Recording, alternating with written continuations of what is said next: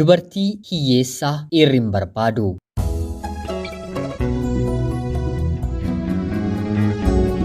Yoyyaa ashamaa akkam jirtu kabajamtootaaf hordoftoota qophii keenya. Nagaaf jaalalli tokkummaan bakka jirtan hundaatti hunda keessaniif yaa ta'u jecha guyyaa har'aallee seenaawwan nama barsiisan bashannansiisan keessaa tokko isiniif qabadheen dhiyaadheeraatii hanga xumura qophii kanaatti laayikii fi sheer akkanumallee sabiskiraayib gochuun na waliin tura. Namoonni seenaa jaalalaa, xalayaa, asoosama, barreeffama nama barsiisu kan dhuunfaa keessanii kalaqxaniis maddiiwwan garaagaraarraas argattanii kan of harkaa qabdan karaa teelegiraamii karaa lakkoofsa bilbilaa kiyyaa duwwaa 937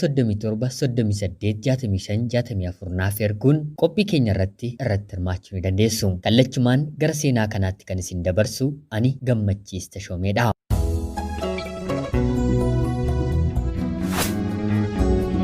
Dubartii hiyyeessaa dhiirri hin barbaadu. Yeroodhaaf maqaa kiyya himachuun barbaadu. Kanan dhaladheetti guddadhee Jiituu Magariituu Oromiyaa keessatti. Barnoota kiyyas kutaa 1 hanga 4tti maatii koo biratti baradhe. Kutaa 4 akkuma gaheen haati kiyya waan boqotteef abbaan kiyya haadha manaa gara biraa fuudhee anaan immoo magaalaa mana namaa na galche. Magaalaan mana namaa galettis hanga kutaa 6tti qofa na barsiisanii miindaa abbaa koo waliin walii galan barnootaan dabalatee waggaa 2 guutuu naaf kanfaluu waan didaniif mana namaa kanallee dhiiseen gara magaalaa Finfinneetti ija koo gurra koo jedheen bade. Magaalaa Finfinnee deemeen faddaala barbaaddadheen faddaallis mana namaa na galche. Achis hojjechuun jalqabe. Haadha manaa, abbaa manaa, ijoollee 4 qabantu maatii kana keessa jira. Barnoonni silaafuu Amaariffaadha waan na ta'eef yaada akka haaraati kutaa 1 kaasee afaan Amaariffaadhaan barachuu hin qabu. Kanaaf miindaa makiyyanaaf shallagu sanaanis calluma jedheen lakkoofsa akkaawuntii buukii baneen walirra naqadheen jiraachuu kiyya ittiin fufe. Kanaan kan nama ajaa'ibu mana haadha manaaf abbaa manaa keessa guyyaa tokko otoo walitti hin bu'iin dhala isaaniirraa addana qoodanii otoo hin ilaaliin waggaa 5 jiraadhe. Turtii waggaa 5 jiraadheenis abbaan manaan mana sanaa haadha manaasaa waliin gadi taa'uun ati gara fuulduraatti maal yaaddee moo manuma namaa jiraatee umurii kee fixuu barbaaddaa? Amma ati dubartii geessuudha. Gaa'illis tarii yerootti si barbaachisuudha. Maallaqni walitti qabattellee gaarii siif ta'eera. Karoora maalii qabdaa jedhanii na gaafatanii. Yeroo kana ani haadha manaatti anoo karoora homaa tokkoyyuu hin qabu hojjedheema jiraachuudha. Erga haati kiyya na jalaa boqottee kaartaan jireenyaa ana jalaa badeera. Maal akkan ta'u maal akkan jiraadhu wantan beeku hin qabu jedheen deebiseefi. Haati manaaf abbaa manaa kunis maali nuti siif haadhaaf abbaa siif hin taaneeyyi waan ijoolleen keenya nyaatte ni nyaatta waan ijoolleen keenya uffatu ni uffataa yeroo si waliin mana kana keessa jiraannu xiinsammuu keef hundaa ol baay'ee dhibannaa tarii mucaan kun mana namaa jiraachuun ishee baay'eetti dhagahamaayii haadha dhabuun ishee immoo qofummaan akka dhagahamu ishee taasisaayii jechuun haati manaan akka haadhaati abbaan manaan akka abbaatti siif hin turreeyii jedhanii naaf deebisanii. Yeroo kanaanis lakkii isin wanta na balleessitan tokkoyyuu hin qabu. Bara jireenya koo guutuu anis mana kanaa ba'uun barbaadu. Manni kun mana haadhaaf abbaa koorraa gargar miti jedheen deebiseefi. Kanaan maal gochuu yaaddaree gara fuulduraatti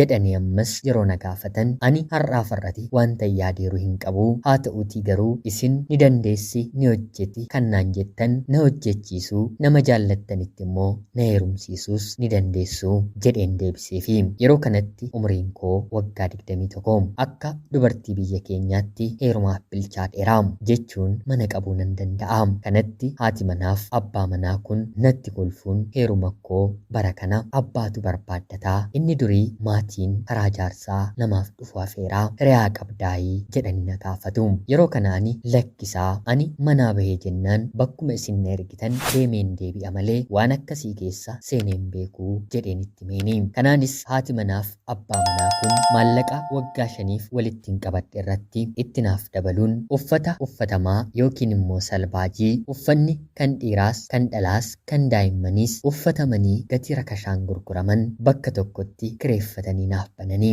maallaqa kan kiyyaan uffata sana bitanii maallaqa kan saaniitiin immoo gatii mana kiraa baatii 3 naaf kanfalanii manuma keessa taa'een afaan Amaariffaa sirriitti baree waan nan tureef hojii kana dhuunfaa kootiin hojjechuun eegale. Kanaan bakka ani bahees nama gara biraa fidatanii hojjechuu hojjechiifachuu eegalanii hanga hojiin kee karaa siif qabatutti bartee bu'aa qabeessa taatutti mana kanaa nyaata, mana kanaa dhugda, mana kanas bulta jechuun naaf eeyyamanii.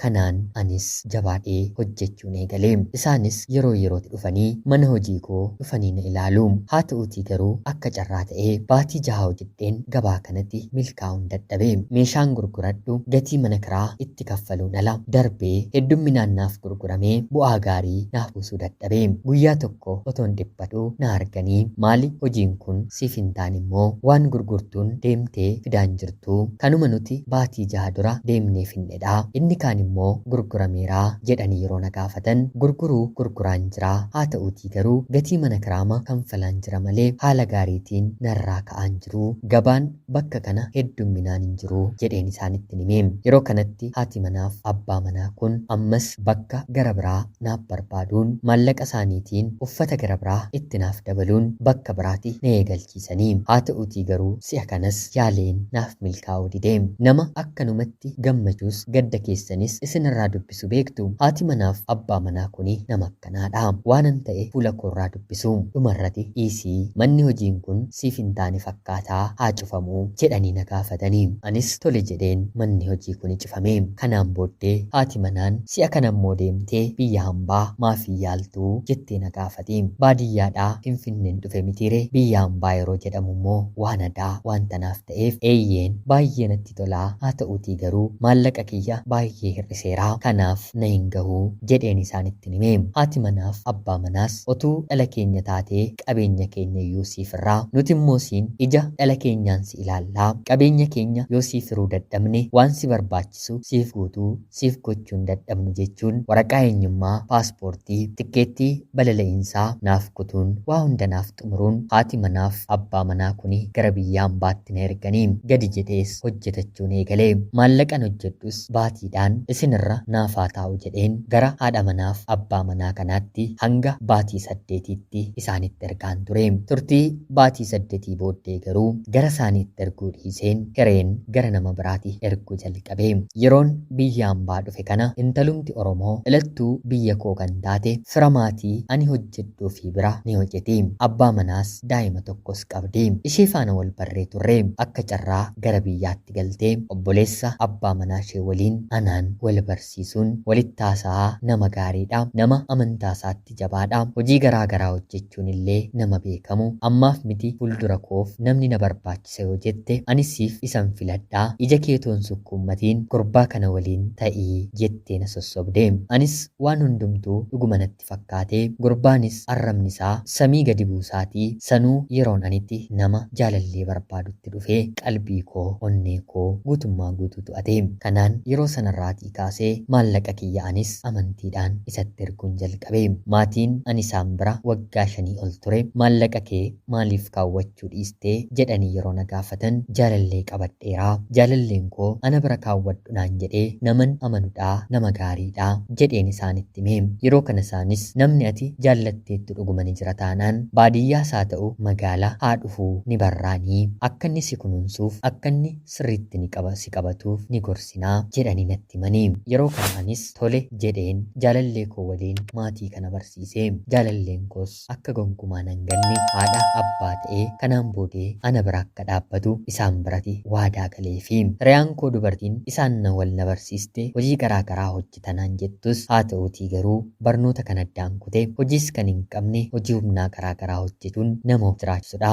Obboleessi isaa immoo hojii motorsaayikilii kan ta'e waajjira tokko gara waajjira biraa xalayaa geggeessuu magaalaa Finfinnee keessa hojjeta. Obboleessi isaa hojii akka hojjetuuf bakka hojii kanaa maallaqa kanfalee bakka xumurameefiitti ana waliin wal baree maallaqa 3,400 akka obboleessa isaatti hojjetee argatu tuffatee 10,000 15,000 maallaqaan erguu fi abgodhatee hojii sanas dhiisee.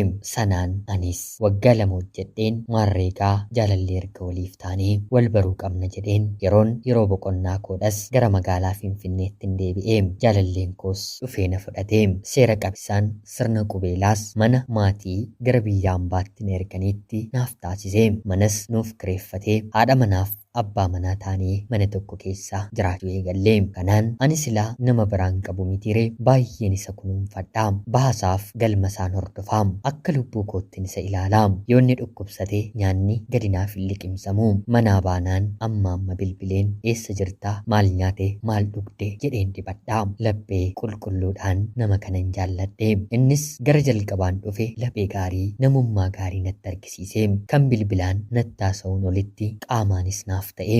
Anaafis jireenyi na tole. Daa'ima gadameessa koo godhadheen nama kanaaf nan dahe. Innis natti gammade. Haa ta'uutii garuu daheen boodee akkuma amalli dhiiraa hedduun jijjiiramu abbaan manaan koo natti jijjiiramuu jalqabe. Sababni jijjiiramuunsaa immoo dhabeensadha. Maallaqni ani ergaa tures ofii kiyya qabadheen dhufes hundumtuu dhume. Wanti nyaannee wanti dhugnu mana keessaa nutti hanqate. Obboleessi isaa yeroo yerootiin deemee maallaqa harkaa liqeeffata. Dhumarratti obboleessi isaa ni liqeeffatta malee waan liqeeffate siitii deebisu argeen beekuu. Kanaan booddee maallaqa jedhee ana biran dhufiinii jedhee sadi deeme.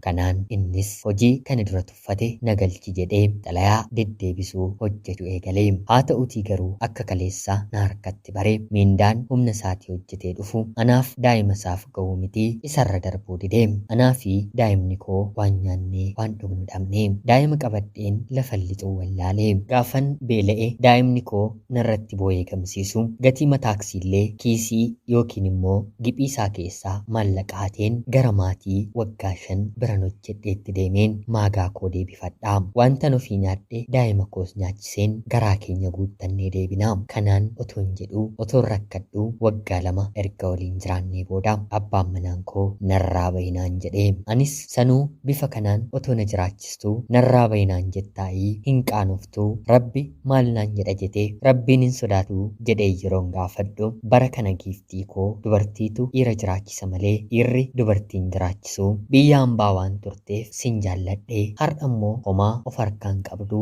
inumaa daa'ima waliin negatiivii keessa jirta. Daa'ima kana fuudhiitii narraa deemii har'aa kaasee jakee mana kana keessatti si arguun barbaadu jedhee natti dubbate. Anis nan boo'ee nan hirqinfadhe wantan godhuun dhabe. Kanaan bakki nan itti galu haadha abbaa kan naaf ta'an maatii waggaa 5 biran hojjedhedha mitiire. Haadha manaa deemeen mariisise. Isheettis bitaa isheet gallaan deebitee immoo gara biyya hambaatii imaltaaree jettee na gaafatte. Anis daa'ima koo akkamiin godhaa jedhee yeroon gaafadhu koottu ana bira fidadhuutii waggaa tokko asuma hojii na gargaaraa jiraadhuutii daa'imni kee waggaa 3 yeroo guutu mana barumsaa galchina bakka oolmaa waan argatuuf ati immoo gara biyya hambaati malta ani immoo nama biraan qacaradhaa jettee na himte. Rabbi haadha koo deessinarraa fudhatee haadha gara biraanaaf kenne. Kanaananis hanga waggaa tokkotti ishee bira hojjedheen daa'imni koo waggaa 3 yeroo guutu dabtara yuunifoormii bitee mana barumsaa dhuunfaa baatiidhaan qarshiin 1,000 kanfalamu gatii tiraanspoortii qarshii 800 gaafatu maallaqa isheedhaan naaf galchitee ammas baasii baasuun gara biyya hambaatii deebisteen ergite. Si'a kanagaa daa'ima koon guddifadha jedheen maallaqan hojjedhu hunda gara maatii kanaatii ergachuun eegalee waggaa 3 nan hojjedhe. Turtii waggaa 3 booddee akka tasaa ta'ee abbaan manaan haadha manaa kanaa anaan akka ilmoo isaatiin ilaalu maal taate maal rakkate maal siif guutu jedhee na gaafatu dhukkuba dhiibbaa dhiigaatiin qabamee har'a dhukkubsatee akka borii lubbuunsaa addunyaa kanarraa gaafa dabartu eeyyama fudhateen abbaa kootu du'e jedheen biyya hambaatii gara magaalaa Finfinneen dhufe. Haati manaa kun miidhamuu abbaa manaa isheetii baay'eetu qabamteeti. Jaalallee ijoollummaa isheedha. Gaa'ilaan waggaa 22 waliin jiraataniiru. Maarree si'a kana yeroon boqonnaa eeyyama koo dhumus haa ta'uutii garuu tarii yaaddoodhaan dhukkuba marrayyuu ni buuti jedhee sodaadheen deebi'ee imaluu nan dhiise. Asumaan nan hafee waliin jiraachuutiin fufee. Daa'imni koos naaf jabaataa deeme. Kanaan manuma kanallee dabaladheen waggaa 3 yeroon guutu waliigala hojiitiin waggaa 9ffaa jechuudha. Obboleessi haati manaa biyya hambaa ture. Haa ta'uutii garuu dhukkubsatee fayyaa dhabnaan waan hunda fixee gara biyyaatti deebi'e tokko waliin walitti siquu jalqabne. Dura namni kun fuudhee ture. Haa ta'uutii garuu haadha manaasaa waliin waggaa 8 waliin jiraatanii daa'ima godhachuu waan dadhabaniif inni inni rakkoo fayyaa waan qabuuf gaa'elli isaa diigameera. Kan inni dhukkubsatee baay'ee miidhames erga gaa'elli isaa qoodameeti. Kanaan akka inni dhalchuu hin dandeenye otoon beekuu hundumaafuu nan ulfeessoo jedheen sodaa malee waliin ciisuu eegalee. Haa ta'utii garuu hojii Rabbiif dinqiidha. Na waliin ciisuu eegalee baatii sadaffaatti gadameessa koo keessatti daa'imni hafee ulfa baatii 2 fi torbee 2 ta'e. Kanaan anis yeroon isatti himu gonkumaa na amanuu didee. Haadha manaa koorraa kana nadda bahee sababa ani dhalchuu hin dandeenyeeni. Sibiratti immoo akkamitti daa'ima godhachuu hin danda'a jechuun na shakkuun dhumarratti garuu ergan dahee booda akka har'aa ragaan DNA abbaa fi daa'imni haatii fi daa'imni kansaa kan ishee ta'u adda baasu waan hin dhufneef ragaa DNA qorachisuudhaaf gara biyya hambaa ergee kansaa ta'uu yeroo mirkaneeffatetti gammadee gaaffii gaa'ilaas naaf dhiyeessee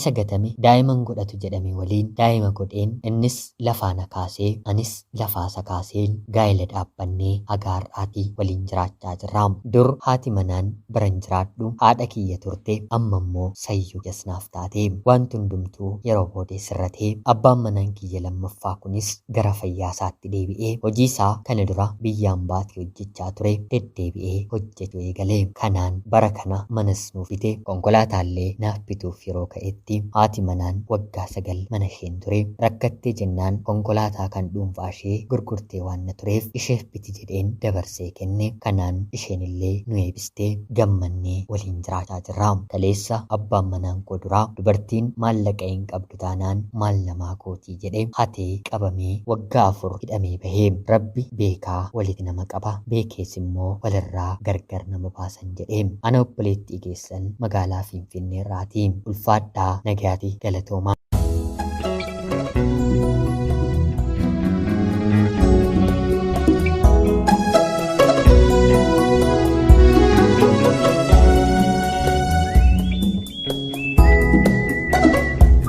Egaan jaalatamtootaaf hordoftoota qophii keenya seenaa guyyaa har'aatti illee waa hedduu akka barattan akka hubattan homaa shakkii tokko illee hin qabu. Hanga yoonaatti yeroo keessannaaf kennitanii dhaggeeffachaa turuu keessaniitiif guddaa galatoomaa jechaa laayik sheerii fi sabiskiraayib gochuun illee na deeggaraa jechaa qophii gara biraatiin hanga walitti deebinutti bakka jirtan maraan turtii gaarii horaa bulaa.